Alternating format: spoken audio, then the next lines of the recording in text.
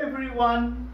Well, uh, as always I do, I begin this session as well with a small but powerful quote. How many of you wish to be successful in life?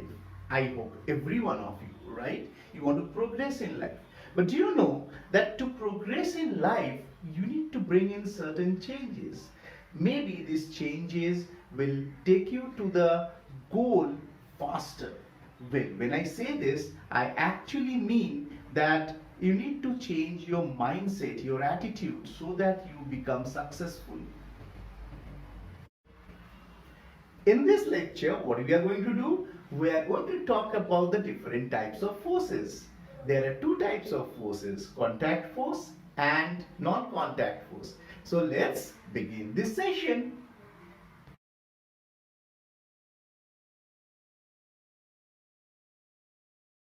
There are five common types of forces which we notice in our daily life. They are muscular force, frictional force or simply friction, magnetic force, electrostatic force, and the fifth one is gravitational force.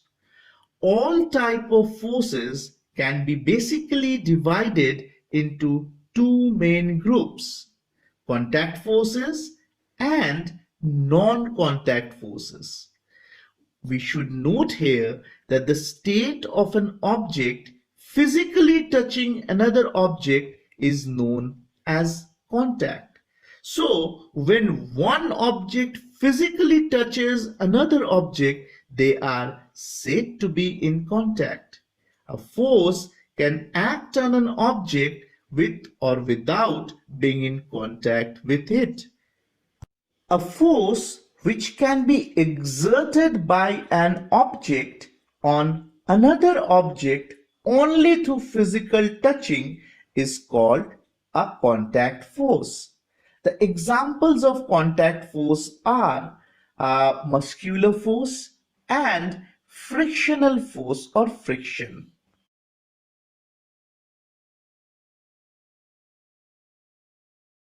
Suppose a book is lying on a table. To lift this book from the table, some force is required. When we lift this book from the table by hand, the force is exerted by the muscles of our arm.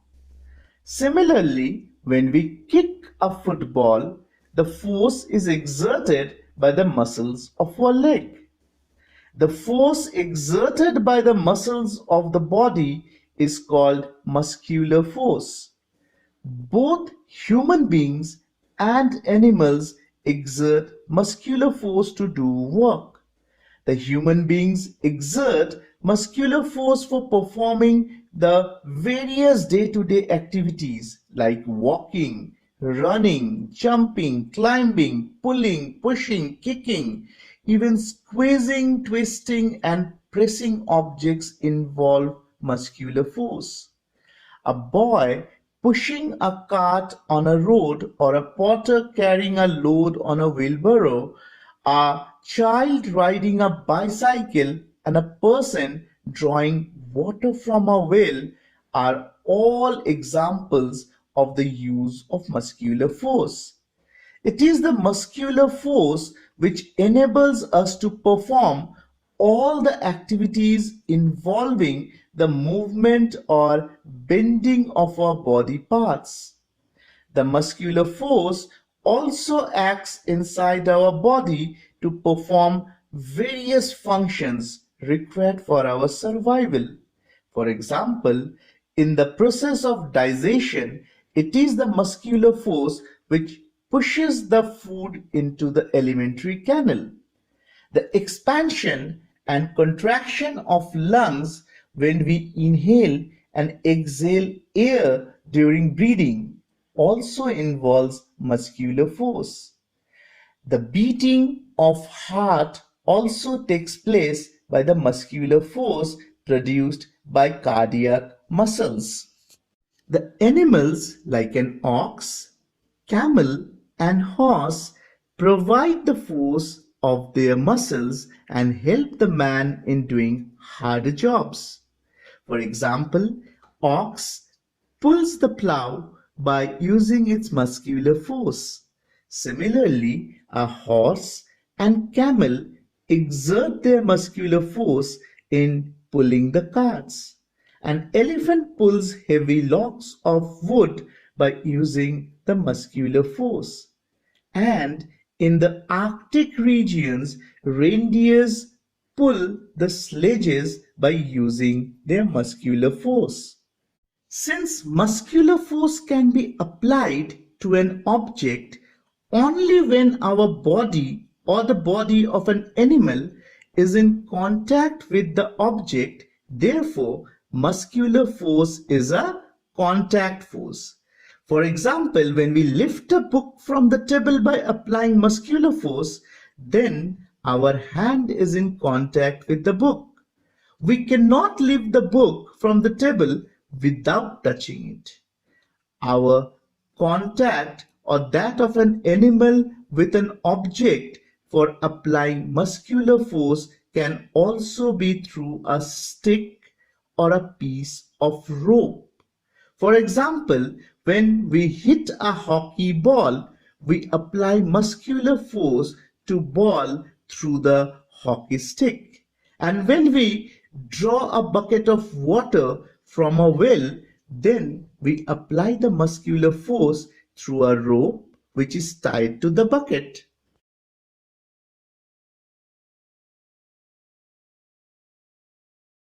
A ball moving on the ground slows down gradually and stops after covering some distance. We know that a force is required to stop a moving body. This means that a force is exerted by the ground on the moving ball which opposes its motion and brings it to a stop. This force which opposes the motion of ball on the ground is known as frictional force. We can now define frictional force. What is frictional force? The force which opposes the motion of a body over another body is called frictional force. The frictional force acts between the two surfaces which are in contact with each other. A ball moving on the ground slows down and then stops due to the frictional force between the ball and the ground. In this case, the two surfaces in contact are the surface of the ground and the surface of the ball. Frictional force is also known as force of friction or just friction. Let us now take some examples from everyday life where frictional force is involved. If we stop pedaling a running bicycle, it slows down gradually and stops after covering some distance. The bicycle moving on the road slows down and finally comes to a stop due to the frictional force acting between the tires of the bicycle and that of the road. This frictional force opposes the motion of bicycle and brings it to a stop. In this case, the two surfaces in contact are the surface of the road and the surface of tires of the bicycle. Similarly, a car or scooter moving on a road comes to rest or stops due to frictional force when the engine is switched off. Another example could be when we stop rowing a boat which is moving in water, it slows down and then stops. The boat moving in water slows down and finally stops due to the frictional force acting between the boat and the water. The frictional force exerted by water opposes the motion of boat and makes it stop. In this case, the two surfaces in contact are the surface of the boat and the surface of water.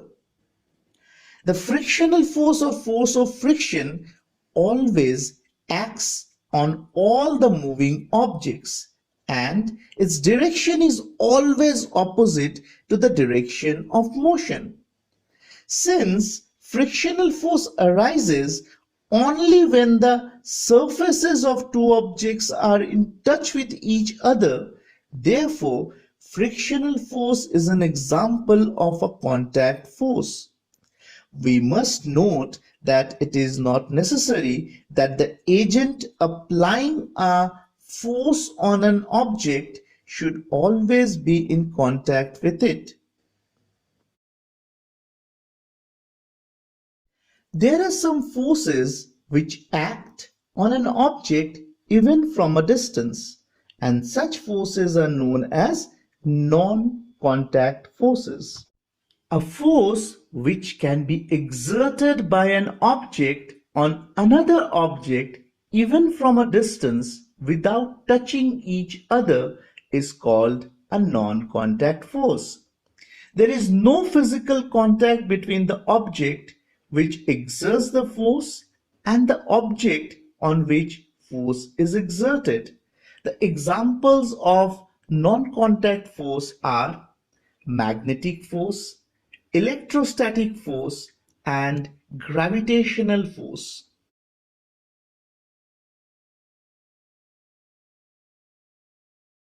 A magnet attracts things made of iron or steel.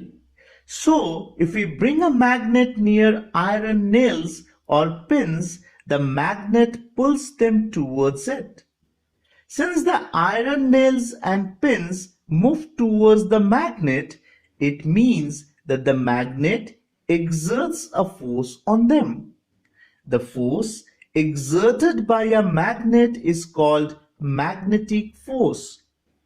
The magnetic force acts even from a distance.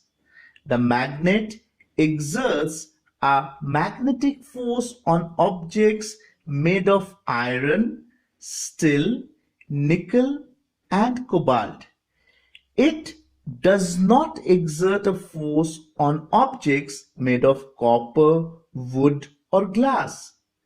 When we bring a magnet slowly near some iron pins, then at a certain small distance, the iron pins suddenly jump towards the magnet and stick to it, even when the magnet has not touched them. Since a magnet can exert its magnetic force on iron objects from a distance even without touching them, therefore magnetic force is a non-contact force. The magnetic force between a magnet and an iron or steel object is always that of attraction. A magnet also exerts a magnetic force on another magnet placed near it. The magnetic force between two magnets placed near one another can be that of attraction or repulsion depending upon which poles of the two magnets are facing each other.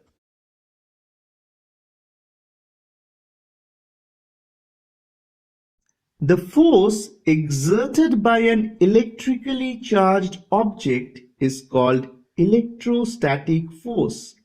An electrically charged object can exert an electrostatic force on an uncharged object or another charged object.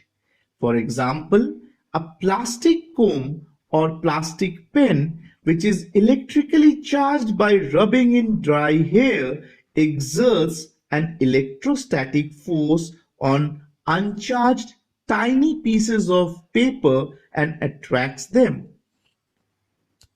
When the plastic comb is rubbed in dry hair, the comb gets electric charges by friction. And when this electrically charged comb is brought near the tiny pieces of paper, it exerts an electrostatic force of attraction on them. Due to this electrostatic force, the tiny pieces of paper move towards the comb and stick to it. Thus, the movement of tiny pieces of paper is due to the electrostatic force exerted by electric charges acquired by the comb on rubbing in hair. It is the electrostatic force which is responsible for raising our body hair when we try to take off a terylene or polyester shirt in dry weather. It, if an inflated balloon is rubbed with a piece of synthetic cloth and then pressed against a wall, the balloon sticks to the wall. It is the electrostatic force which is responsible for the attraction between the balloon and the wall.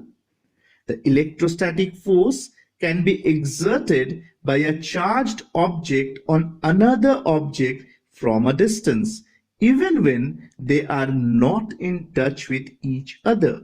So, electrostatic force is an example of non-contact force.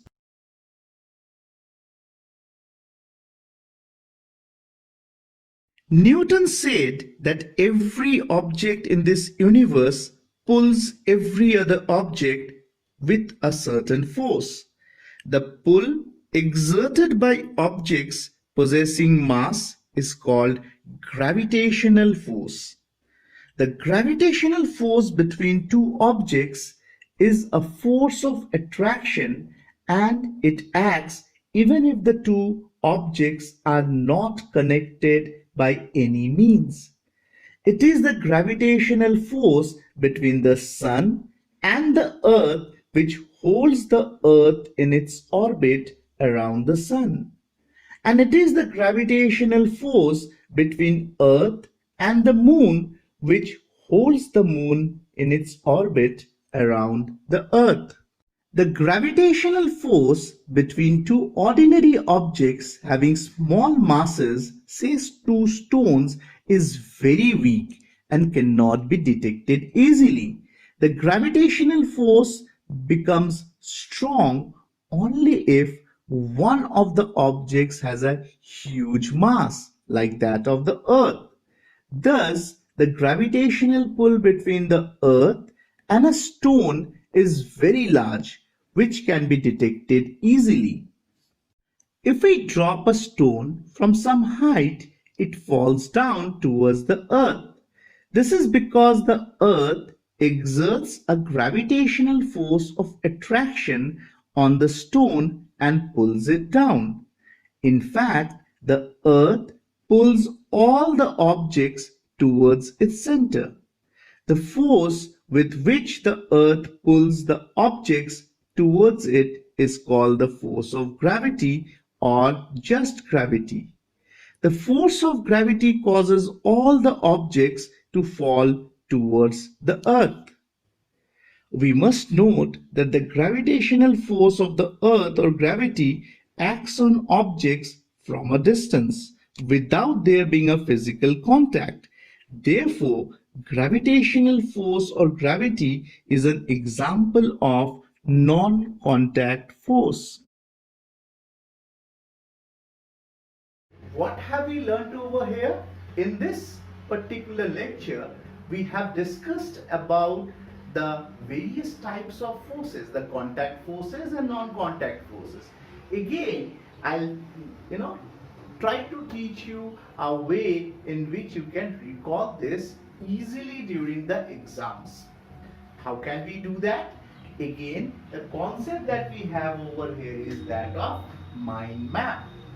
Here, if you see, force is the central theorem. Over here, we have contact force. This contact force can be applied when a body is in contact, right? So, they are of two types. Can you see the branches? Here we have muscular force, we have friction. Now, when we are talking about friction force, we can also talk about it acts on all moving object in opposite direction. This will actually make you recall during the exam that there was a branch which talks about acting on all direction and in the opposite direction. Over here, what we have, responsible for change in state of motion. Well, it is actually because friction pulls the object, the moving object back, so it actually helps in reducing the speed of the object. Now when we come to this part, it talks about the non-contact forces. And what are the non-contact forces? We have the magnetic force, the electrostatic force, and the gravitational force. What we have over here, we have discussed about 3 non-contact forces and 2 contact forces. This will help you in understanding the lecture better. Well, this brings us to the end of lecture. Till now, I had been getting a lot of responses. Yet, if there are even a single person who hasn't written to me, please feel free to write to me with your queries. I need to interact with each one of you and wish to solve all your queries. Thank you so much for watching this video, and my dear students, stay safe, stay blessed.